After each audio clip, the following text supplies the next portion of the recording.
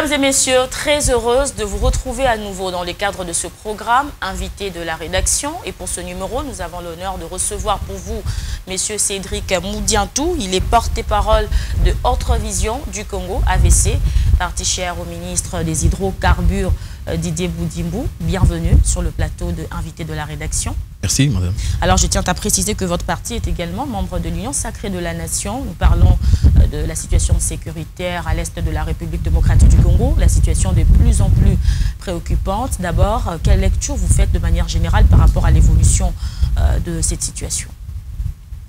Merci d'abord pour l'invitation. C'est un honneur pour nous, Autre Vision du Congo, d'échanger sur des questions aussi pertinentes, bien sûr, qui conditionnent l'avenir de notre pays. Vous savez que cette situation est d'autant plus préoccupante que le chef de l'État l'avait dit qu'il était prédisposé à consacrer sa vie pour ramener la paix à cette partie de la République.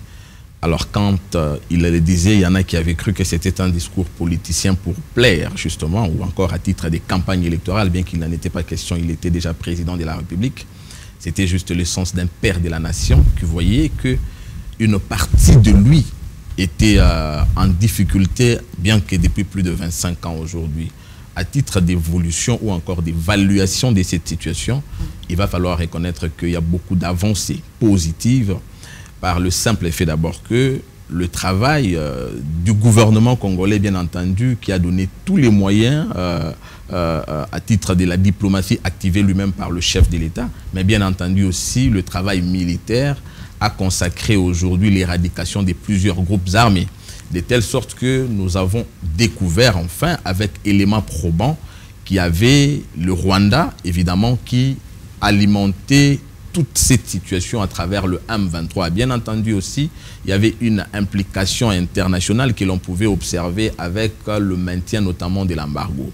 La diplomatie agissante et bien entendu pragmatique de Félix Tshisekedi a fait aujourd'hui que la voix au niveau international hausse, mais aussi le Rwanda qui s'est camouflé derrière ce M23 aujourd'hui commence à être indexé par cette communauté internationale, se voyant même obligé de reculer. Jamais par le passé, on avait vu autant d'agitation dans le chef notamment du président rwandais, comme nous les vivons aujourd'hui, comme pour dire que, en dépit du fait que cette situation continue encore, mais nous sommes en train d'avancer vers son éradication. Alors, vous l'avez dit tantôt, le chef de l'État a dit qu'il donnera toute sa vie pour ramener la paix dans la partie est de la RDC. Mais aujourd'hui, qu'est-ce qui se passe? Puisque finalement, sur le terrain, on se rend compte que vous parlez des résultats qui sont palpables. Parlons par exemple de ce qui s'est passé récemment à Béni, 2 fois des attentats. Est-ce que vous pensez que c'est un problème de tactique ou qu'est-ce qui se passe réellement? Quand on est en plein processus de résolution d'une situation, il faut d'abord rappeler que l'adversaire se voyant dos au mur, bien entendu, par rapport aussi bien à l'action menée par le gouvernement congolais sur le plan interne, mais bien entendu aussi par la diplomatie qui fait que la pression hausse au niveau international. Ils vont eux aussi, à titre des enchères, essayer de vous montrer que vous êtes obligés de négocier, faute de quoi nous allons progresser. Mais ce n'est pas ça le problème, parce que l'armée congolaise est en train de s'employer avec, bien entendu, les directives du chef de l'État, qui, évidemment, ne consacre aucune minute, par exemple, à une concession, comme ce fut le cas par le passé. Ce que nous sommes en train de voir, c'est justement une aventure qui ne nous ferait pas reculer. Bien entendu, d'ailleurs, vous avez vu la mobilisation de la population, qui a évidemment aussi le soutien du gouvernement pour montrer à l'adversaire, non, plutôt je voulais dire aux ennemis, que nous sommes un peuple uni, faisant un bloc derrière le chef de l'État et derrière son armée pour bouter dehors toute cette adversité montée devant nous par un pays derrière qui y a d'autres, donc un bloc international par rapport à la richesse qu'a la RDC. Nous sommes en train d'évoluer et bien entendu ce que vous voyez, les M23 continuent encore, les terroristes continuent à faire leur travail. C'est une situation passagère puisque étant déjà en train d'arriver à sa fin.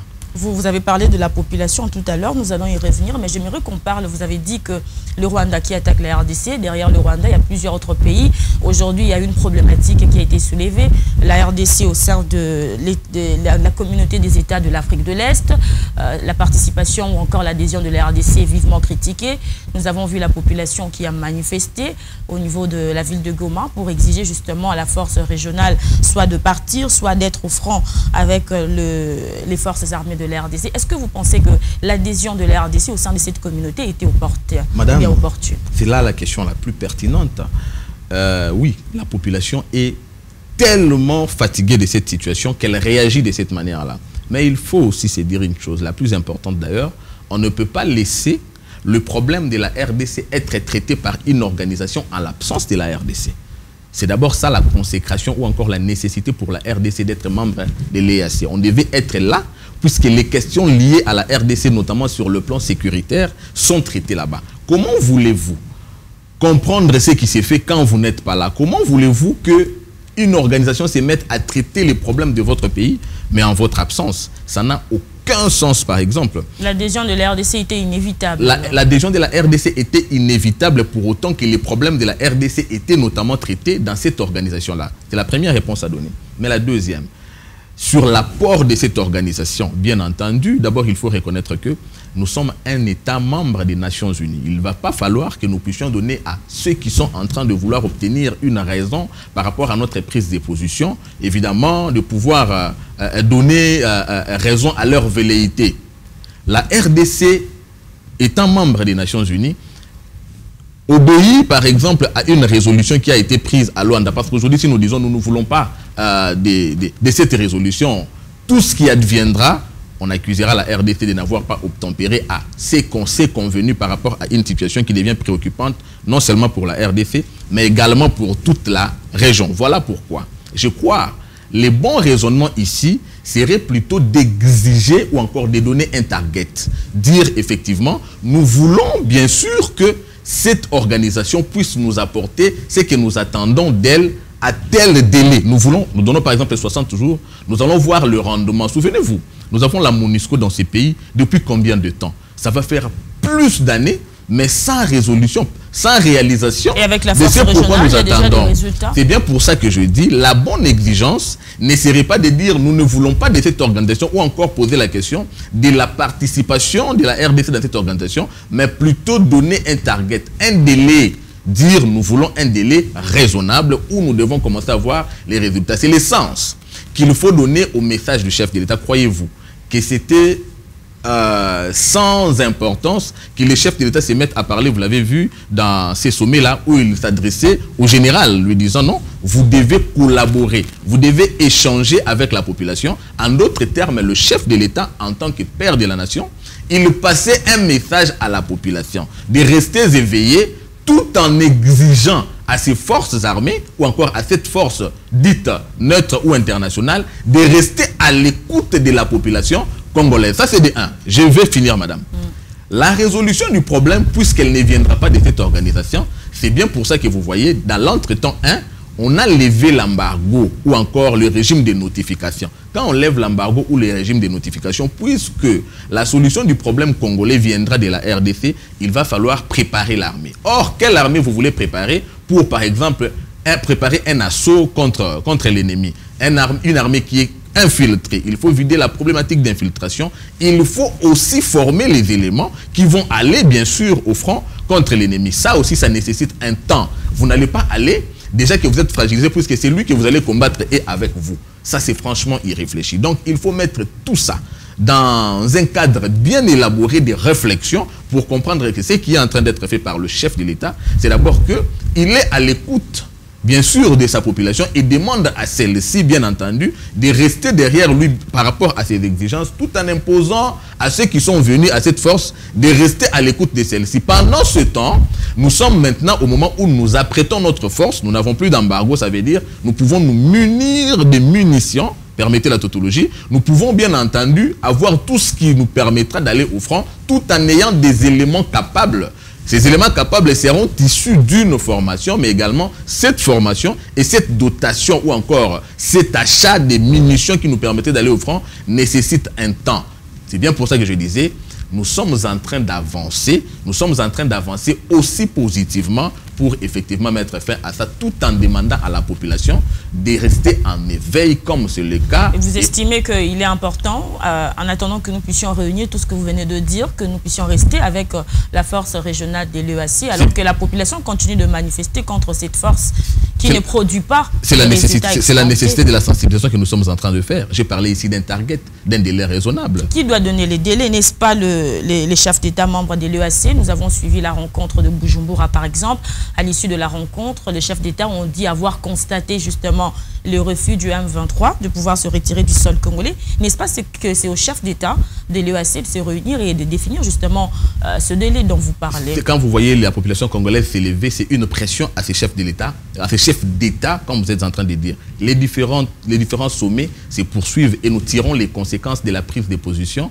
du M23. Puisque l'une des raisons de la mise en place, ou encore l'un des points évidemment importants dans ces différents sommets, c'est que les M23 puissent se retirer de ses positions actuelles. Ce que nous devons constater, c'est le refus du M23 et la prise de position, d'abord de la RDC et la pression qu'elle fait vis-à-vis d'autres États, évidemment pour contrarier les M23, ce qui est en train d'être fait. Voilà pourquoi je disais, c'est un processus qui évolue bon train.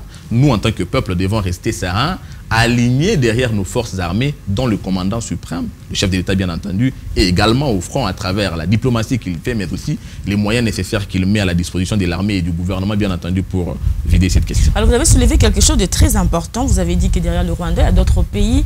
Doit-on parler aujourd'hui d'une forme d'hypocrisie au sein de cette fameuse communauté de l'EAC? On doit parler par exemple d'une sorte d'hypocrisie des pays qui soutiennent, mais qui sont en même temps pour faire comme s'ils voudraient trouver des solutions par rapport à ce qui se passe. Je ne vais pas ici vous rappeler que la situation dont nous sommes victimes à l'Est, cette guerre est une guerre économique.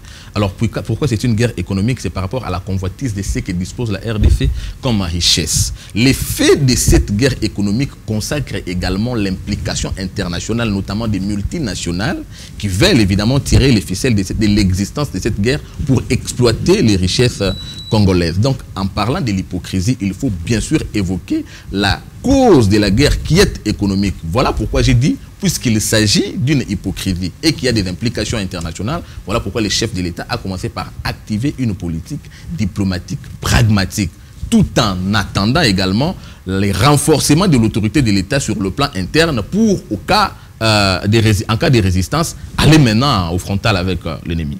Vous avez parlé des forces armées de la RDC. Dans le passé, il y a quelques jours, nous avons suivi beaucoup de marches de mobilisation pour soutenir les forces armées de la République démocratique du Congo.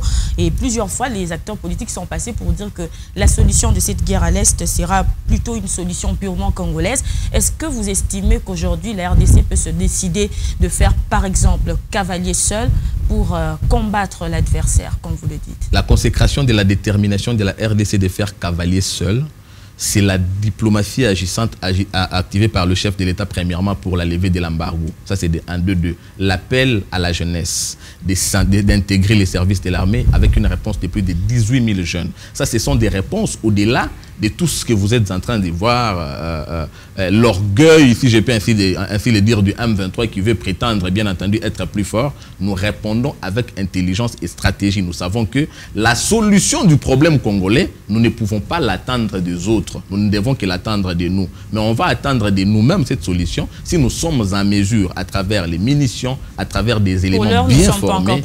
Non, mais bien entendu, je vous disais que il y a déjà une réponse de plus de 18 000 jeunes. Je ne l'ai pas conjugué au futur. Ils sont en train d'être déjà formés. Dans l'entretemps, nous sommes en train de nous préparer à vider la question de l'infiltration. C'est un secret pour personne que nous sommes une armée qui a été fragilisée par l'effet déjà que les accords qui ont eu les régimes passés avaient fait des accords et des concessions de n'importe quelle manière qui a fragilisé non seulement nos institutions, mais en particulier notre armée. C'est une question à ne pas prendre à la légère. C'est une question à laquelle, évidemment, le chef de l'État aujourd'hui est en train de travailler avec notamment les hauts officiers de notre armée pour donner une capacité à notre armée, effectivement, de se décider sur le terrain et de repousser les ennemis sans tenir compte de la jalousie ou encore de l'hypocrisie que tu es en train d'évoquer de cette communauté internationale. Madame, comment pouvons-nous, disons-le, attendre la solution de ceux qui sont impliqués dans la situation? Ceux qui créent la situation, nous ne pouvons pas attendre d'eux une solution. Voilà pourquoi. puisque nous sommes membres des Nations Unies,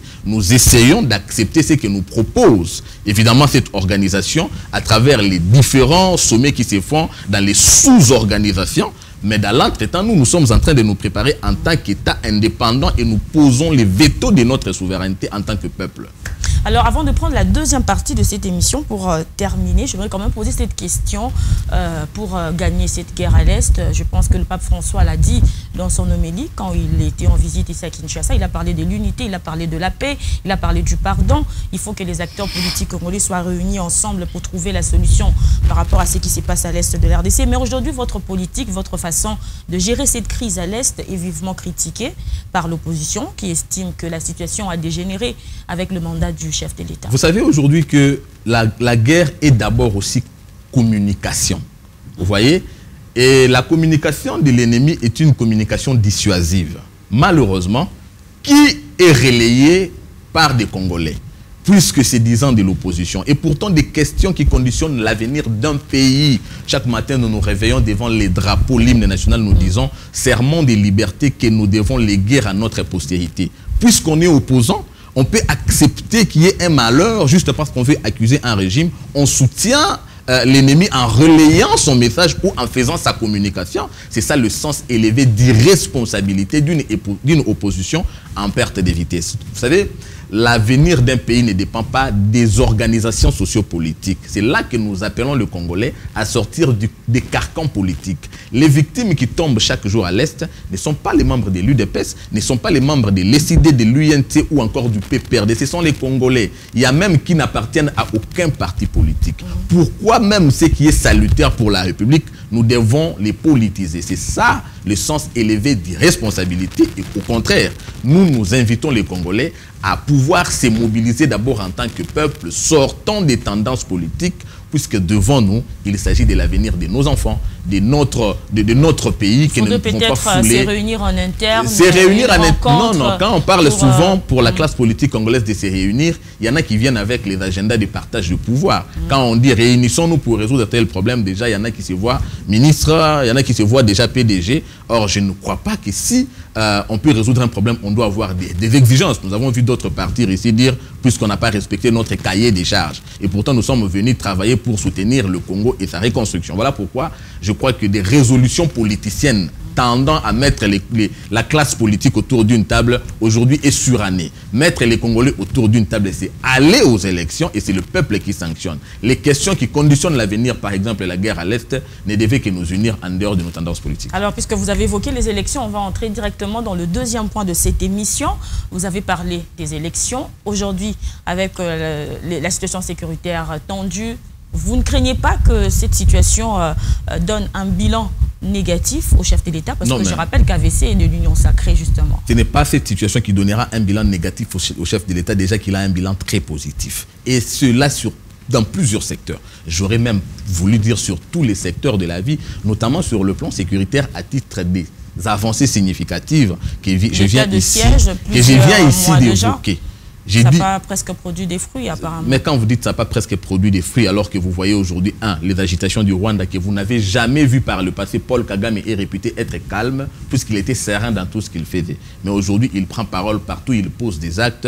Il est tellement agité que ça n'a jamais été le cas par le passé, puisque la diplomatie congolaise et le travail fait par le gouvernement congolais a permis au monde entier de comprendre que c'était le Rwanda qui était derrière ça. Aussi, c'est un bilan à prendre très au sérieux. Mais nous pouvons évoquer bien d'autres éléments dans tous les secteurs de la vie qui constituent aujourd'hui les bilans très positifs qui nous rassurent d'ailleurs qu'on doit aller aux élections au plus vite parce que nous sommes comme un élève qui a bien étudié, qui voudrait qu'on lui donne l'examen et qu'il sorte de la salle. Donc c'est ça, nous n'avons vraiment peur de rien devant nous, encore qu'il y a déjà rien devant nous. Nous sommes avec le peuple, nous avançons presque sans adversaire puisque ce même peuple qui nous a fait confiance en 2018 Vous estimez que ce peuple va vous faire confiance encore en 2020? Mais si en 2018 c'était sur base d'une confiance simplement par la parole et la crédibilité d'un individu, alors qu'en 2023 c'est sur base d'un bilan qui est factuel. Sur le plan social par exemple? Sur le plan social, mais les enfants qui aujourd'hui le dollar est presque à 22 000 francs. Non, le dollar à 22 000 francs c'est une pression saisonnière. Donc la reconstitution des stocks des opérateurs économiques, ça n'a rien à voir. Mais la population aussi. Je viens d'évoquer d'abord le problème des dollars qu'on venait de dire. Je voulais bien sûr que ceux qui nous suivent comprennent que c'est une pression saisonnière par rapport à la reconstitution notamment des opérateurs économiques. Ça n'a rien à voir avec ce qu'on leur raconterait, des histoires et tout ça. Absolument rien à voir. Le plan social, vous avez des enfants qui partent à l'école.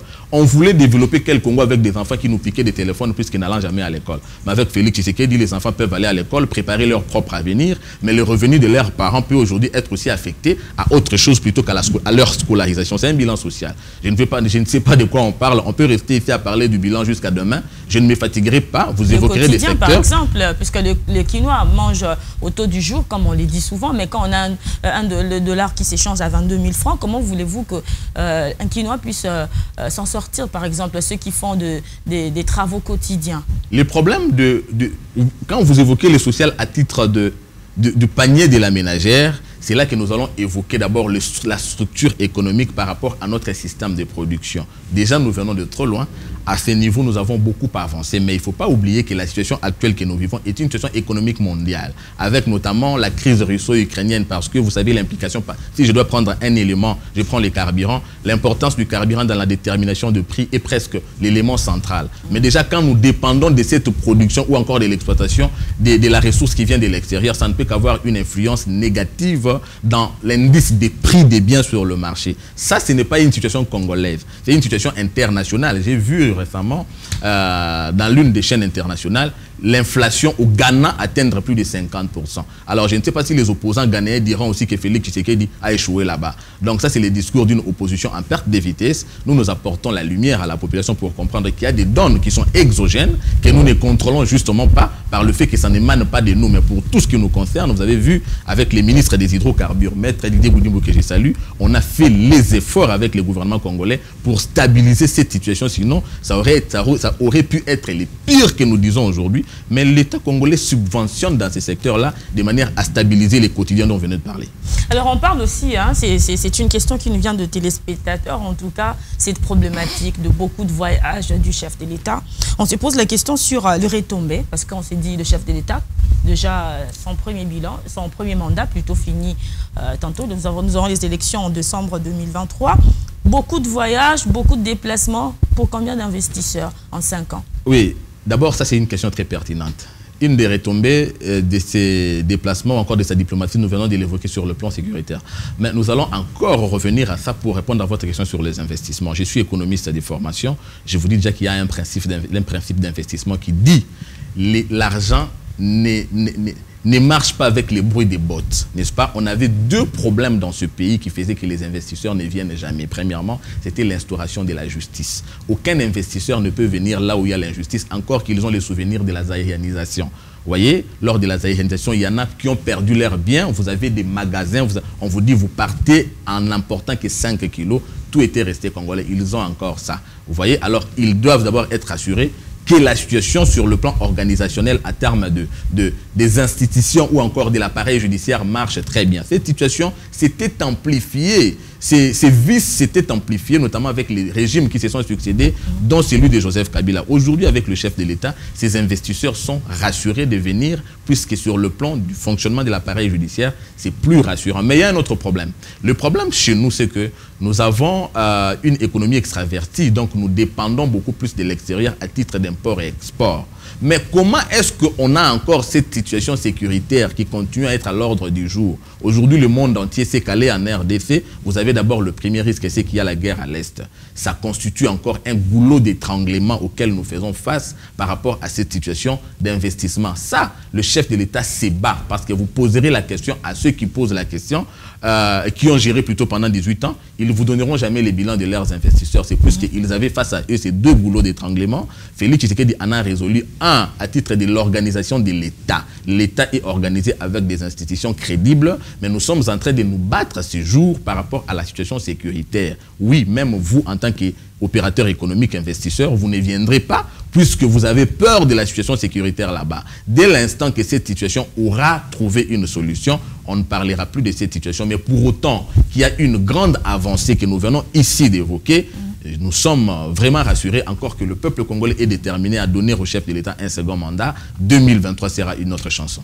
Espérez remporter encore 2023? Nous n'espérons pas. Vous êtes très sûr? Nous sommes rassurés. Ce n'est pas nous qui parlons, c'est le peuple congolais qui est pressé d'aller aux élections pour confirmer effectivement sa détermination de maintenir l'élan de la reconstruction enclenché par Félix Tshisekedi. Merci beaucoup, monsieur Cédric Moudiantou. Je rappelle que vous êtes porte-parole de l'AVC. Nous sommes arrivés à la fin de cette émission, invité de la rédaction. J'aimerais juste que vous puissiez, en quelques mots en tout cas, crise à l'est de la RDC, quelle est la solution majeure en quelques mots, s'il vous plaît? La solution majeure, d'abord, est que le peuple congolais en général, mais bien entendu nos frères qui sont victimes et qui vivent cette situation à l'Est, puissent rester un bloc. Rester un bloc derrière les institutions de la République, dont la première est le chef de l'État. En soutenant les institutions et les chefs de l'État, nous soutenons notre armée qui, effectivement, ira repousser ses ennemis. Encore que le bilan aujourd'hui est déjà rassurant par le simple fait que nous avons découvert toutes les implications qui étaient derrière cette situation. La solution, c'est aussi une prise de conscience de toute la population,